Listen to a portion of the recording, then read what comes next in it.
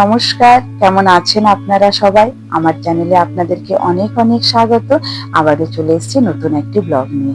আজকের ব্লগটি কিছুদিন আগে আমার বাড়িতে কয়েকজন বন্ধুকে নেমন্তন্ন করেছিলাম, তো সেখানে মাছ আনতে গিয়েছিলাম। মাছের কিরকম রেট, তারপর কি কি রান্না করলাম, সেই সব নিয়ে আজকের ব্লগটি চলুন শুরু করা যাক।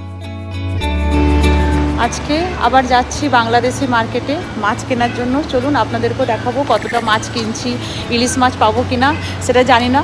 তো চলুন, ইলিশ মাছের আশাতেই যাচ্ছি, ওখানে গিয়ে আপনাদের সাথে শেয়ার করবো। এখন আমরা বেরিয়ে গেছি, বাংলাদেশি মার্কেটে যাব, কুয়েত সিটিতে। ওখানে মাছের জন্যই যাচ্ছি। সামনের শুক্রবার কয়েকটা ফ্যামিলিকে আমাদের বাড়িতে নেমন্তন্ন করেছি, তো সেই জন্য মাছ কিনতে যাচ্ছি। তো চলুন, ইলিশটাই বেশি মানে কেনার ইচ্ছে আর কি। তো জানি না ইলিশ কীরকম পাবো, যেমন পাবো আপনাদেরকে অবশ্যই দেখাবো, আপনাদের সাথে শেয়ার করব এখানে কত টাকা কিলো ইলিশ বা কেমন করে ওরা মাছ কাটে। এর আগেও আপনাদেরকে বহুবার দেখিয়েছি, তবুও মানে অনেকেই দেখতে চায়, তো সেই জন্যে যতটা পারবো শেয়ার করব। চলুন তাহলে যাওয়া যাক বাংলাদেশি মার্কেটে। আর ওখানে না অনেক ধরনের জিনিস পাওয়া যায়, অনেক ধরনের বলতে মানে ইন্ডিয়ান জিনিস বা বাংলাদেশি জিনিস প্রচুর পাওয়া যায়। তো চলুন যতটা পারবো শেয়ার করব। তো আমরা এখন যাচ্ছি কুয়েত সিটিতে। আর এখানে মাছ তো বিভিন্ন ধরনের পাওয়া যায়, এত রকমের মাছ পাওয়া যায়, মানে আমি তো আর্থিক মাছের নামই জানি না। চলুন, চলে এসেছি, যাওয়া যাক। তো দেখুন, এখানে এসেই দোকানের উপরে বাংলাতে লেখা বোর্ড দেখে মনটা খুব ভালো হয়ে যায়। তো এই যে আমরা যে দোকানে মাছ নিই সেই দোকানে ঢুকে গেছি। এসেই প্রথমে জিজ্ঞেস করেছি যে ইলিশ আছে কিনা, তো বললো না না, ইলিশ কালকেই এসেছে, আর বেশ বড় সাইজের ইলিশ আছে। তো ওই 1.5 কিলো সাইজের ইলিশ আমি পেয়েছি। আর এখানে ইলিশের দাম কেমন জানেন তো? ইন্ডিয়ান টাকাতে যদি বলি তাহলে ওই 1700 টাকা কিলো ইলিশের দাম পড়ছে, 1.5 কেজি সাইজের ইলিশ। আমাদের মনে হয় মানে দেশেও এত কমে পাওয়া যায় না। আর কাতলা মাছ নিয়েছি, কাতলা মাছটা ওই 400 টাকা কিলো পড়েছে। অনেক তেলাপিয়া আছে, এগুলো কাচকি মাছ। আচ্ছা, আমি কাতলাও নেব। কাতলা হইছে গেছে বড়। কাতলা হইছে, এটা কি মাছ? এটা পুঁটি মাছ, বড় পুঁটি মাছ। এত বড় পুঁটি মাছ? হ্যাঁ বড়। তুমি এত বড় পুঁটি মাছ দেখেছো? এটা হইছে তা এটা আমার দেখা নেই। এটা পুঁটি মাছ। এটা হচ্ছে পুঁটি মাছ। বাবা, আমি আর এটা হইছে তেলাপিয়া মাছ। এটা কি সরল পুঁটি? সরল পুঁটি। আমরা পুঁটি সেই ছোট ছোটই দেখেছি। আর দেখলেন কত বড় পুঁটি মাছ, আর এইদিকে আছে সব বড় মাছগুলো। আর এখানে জানেন তো মাছের ডিম, ইলিশ মাছের ডিম, রুই মাছের, কাতলা মাছের সব পাওয়া যায়। এটা হচ্ছে 3 কিলো নাকি? হ্যাঁ, 3 3 কিলো কাতলা। আর এই যে ইলিশগুলো আমরা নিচ্ছি, ইলিশ 6 কিলোর মতো আছে। এক একটা ইলিশ কত? প্রায় 1 কিলো 1.5 কিলো সাইজের নাকি? 1.5 কিলো সাইজের ইলিশ। পরিষ্কার করে দেবো না আমি কেটে দেবো? কত ওজনের হবে এটা? এটা আরো বড়। ওরে বাবা, এটা কত ওজনের হবে? এটা 10 কিলোর উপরে আছে দিদি। বাপরে, এটা 10 কিলোর কাতলা মাছ। আর দেখলেন তো কাতলা মাছটা কত বড়, 10 কিলো সাইজের। আর জানেন তো ইলিশগুলো না আমরা পদ্মার ইলিশ পাই, বেশ টেস্ট কিন্তু ইলিশগুলোর। চলুন দেখাই কি করে মাছ কাটে। দেখুন এই মেশিনের সাহায্যে কি সুন্দর মাছগুলো কাটে, আর কি তাড়াতাড়ির মধ্যে কাটা হয়ে যায়। আর এই দাদারা এত সুন্দর মাছ কাটে না, একদম সাইজে, মানে কোনো ছোট বড় মানে হয় না, একরকম একই সাইজে কাটে। আর এখানে দেখুন সব শুকনো মাছ রাখা আছে, চিংড়ি শুকনো, শুটকি, আরো কি কি সব শুকনো মাছ রাখা আছে। দেখুন আর একটু ঘুরে ঘুরে আপনাদেরকে মাছগুলো দেখিয়ে দিচ্ছি। কাতলা মাছটা কাটা হয়ে গেছে, এরপর দেখুন ইলিশ মাছটা কাটছে। আমার এত ভালো লাগে না এনাদের এই যে কাটার পদ্ধতিটা, খুব সুন্দর।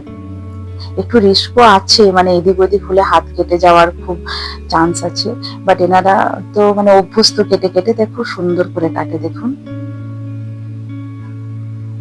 আর অতগুলো মাছ একদম নিমেষে কাটা হয়ে গেল।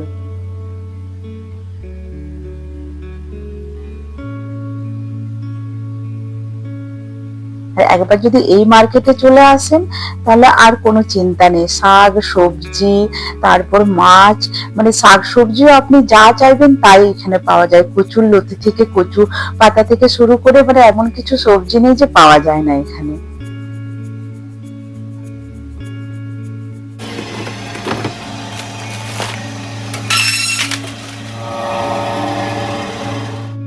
আর আমাদের মাছ কাটা হয়ে গেছে। তারপর দেখছি এদিকে অনেক ছোট মাছ আছে, বাট আজকে আর ছোট মাছ নেব না, কারণ অনেক মাছ নিয়ে নিয়েছি। আর মাছ কেনা হয়ে গেল, তারপর চলে এসেছি এখানে সবজির দোকানে। তো দেখুন এই সবজি ওদের নেমেছে, কি সবুজ চারিদিকটা, একদম তাজা তাজা সবজি। তো এখান থেকে কিছুটা সবজিও নিয়ে নিলাম। তারপর এরপর একদম সোজা চলে যাব বাড়ি গিয়ে অনেক কাজ আছে। এসে আর আমি ভিডিও করতে পারিনি, এখন একদম সোজা চলে এসেছি এক বন্ধুর বাড়িতে। আমাদের মেয়েদের একটা প্রোগ্রাম আছে কালী পূজা উপলক্ষে, তো সেখানে এই বন্ধু ওদেরকে নাচ শেখাচ্ছে।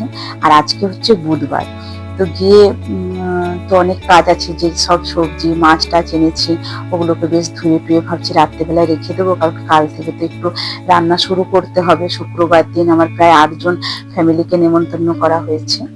তো এটা হচ্ছে শুক্রবারের সকালবেলা। তো দেখুন আমি মাছগুলোকে ভেজে নিয়েছি, ইলিশ মাছ, কাতলা মাছ, আর পটলটার পুর ভরে দিয়েছি, চিংড়ির পুর ভরা, মানে পটলের দোরমা করছি।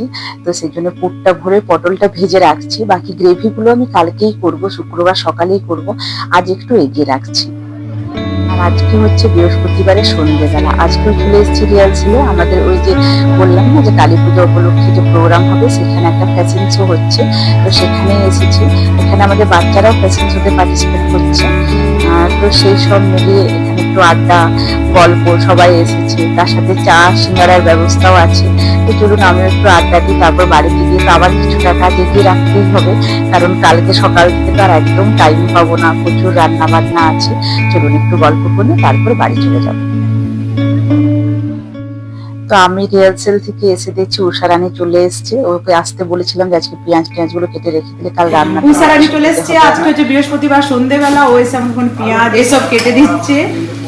আর তারপর ও যাবে, কাল সকাল সকাল আমি রান্নাটা স্টার্ট করব। অলরেডি আমার পায়েস হয়ে গেছে এখানে, বাকি আমি কালকে সব দেখাবো। ঠিক আছে, উষা কাজ করছে, ওর এখনো শেষ হয়নি। আমরা চলে গেলাম একটু সিটি সেন্টারে, কয়েকটা কাজ ছিল তাই। আমরা উষা এখন বাড়িতে আছে, আমরা চললাম সব শপিং করতে। চলো চলো চলো চলো, শপিং করতে চললাম। ও আছে বাড়িতে, ও সব কাজ টাজ করে যাবে, আবার কালকে সকালে আসবে, কালকে রাত্রে আসবে। খুব ভালো মেয়েটা। চলুন তাহলে যাই, আজকে এখন যাচ্ছি সিটি সেন্টার আমরা। আসলে সবাইকে যে একটু করে গিফট দেবো কিছুই কেনা হয়নি, তাই এই রাতের মধ্যে বেরিয়ে পড়লাম, কারণ কাল থেকে তো আর টাইম পাবো না। তো এসে আমাদের কেনাকাটাও হয়ে গেছে, তো তাড়াতাড়ির মধ্যে সব কেনাকাটা করে আমরা এরপর বেরিয়ে পড়বো এবং সোজা বাড়ি। গুড মর্নিং, আজকে হচ্ছে শুক্রবারের সকালবেলা। ওইদিকে আমার ডিম সেদ্ধ বসে গেছে, চিকেনটা ম্যারিনেট করে কালকে রেখে দিয়েছিলাম।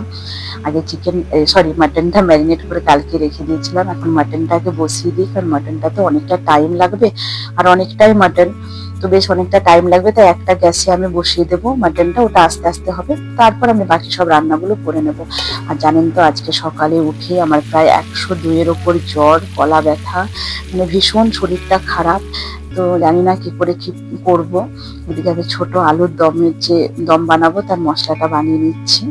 দেখুন দমটা হয়েও গেছে, আলুর দমটা। এদিকে আমি ডিমগুলো ভেজে নিচ্ছি, তাড়াহুড়ো করে সব করছি, যে শরীরটা খুব বেশি খারাপ হওয়ার আগে যেন আমার রান্নাটা হয়ে যায়।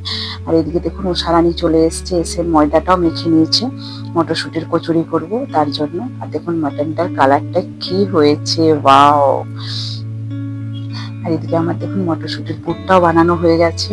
তো সবকিছু রান্না আপনাদের সাথে আমি শেয়ার করতে পারছি না, যতটুকু পারছি একটু একটু করে দেখাচ্ছি। এদিকে ডাল, মানে ছোলার ডালটা চাপিয়েছি, এদিকে ভাতটা চাপিয়ে দিয়েছি।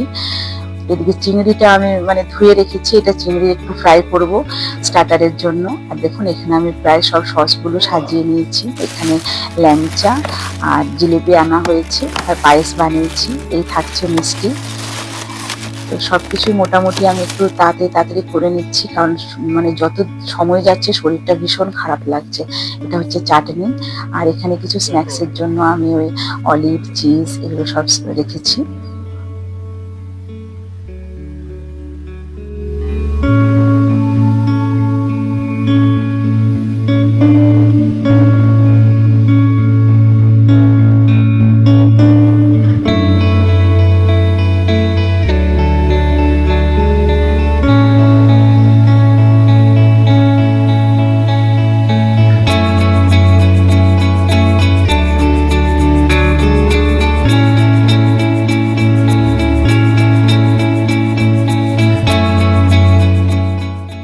মোটামুটি আমার ঘর গোছানো হয়ে গেছে, তাই আপনাদের সাথে একটু শেয়ার করলাম। সেভাবে গোছাতে পারিনি, যতটুকু পেরেছি সেটাই শেয়ার করলাম। এটা স্টার্টারের জন্য বানিয়েছি মাটন কিমা দিয়ে ঘুগনি, আর এটা হচ্ছে মোচার চপ আর ওই চিংড়ি ফ্রাই, এগুলো হবে স্টার্টারে। আবার উষা চলে এসছে, উষা আর আমরা চা খাচ্ছি আমরা দুজন এখন। আর এদিকে এখন ভাজাভুজিগুলো করবো, শরীরের অবস্থা খুব বাজে।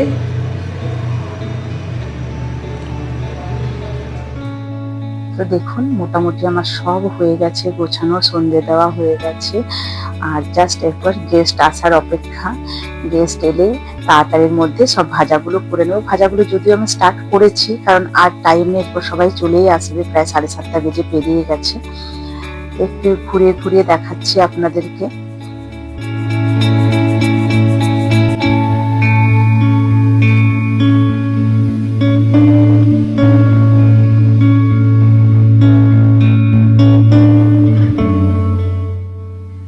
আর দেখুন এখানে আমি চিংড়ির পকোড়াটা ভাজছি, আর এদিকে উষা এগুলো চপগুলো ভাজছে, আর সবাই চলে এসেছে। চলুন আপনাদেরকে একটু দেখাই।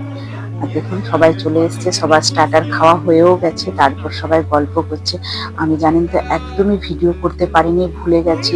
এটা অনেকক্ষণ পর মনে পড়েছে, তখন একটু ভিডিও করেছি। খাওয়ার ভিডিও করতে পারিনি, কিচ্ছু করতে পারিনি, কারণ শরীরটা এতটাই খারাপ লাগছিল যে আমার হাতে ফোন ক্যামেরা তুলতেই ইচ্ছে করছিল না যে আমি ভিডিও করি বা কিছু। ওই যেটুকু করেছি সেটুকুই আপনাদের সাথে শেয়ার করছি। মোটামুটি এখানে যারা আছে সবাইকে আপনারা আমার ভিডিওতে দেখেছেন, এক একজনকে হয়তো নতুন লাগছে, বাকি সবাইকে আপনারা দেখেছেন। তো দেখুন সবাই আপনাদেরকে হাই বাই করছে। টিনা নিয়ে এসছে আমার মেয়ের জন্য রসগোল্লা, ও রসগোল্লা খেতে খুব ভালোবাসে। নাও খাও একটা ওকে। বাবা এখন খেয়ে বলতে হবে যে আদৌ ওরকম কিনা। আচ্ছা পুরোটা সফট তো, পুরোটা খেতে পারবি? গুড্ডি আস্তে করে। তুমি একটা খাও, আমি এখন খাবো না, পরে খাবো। একটা একটা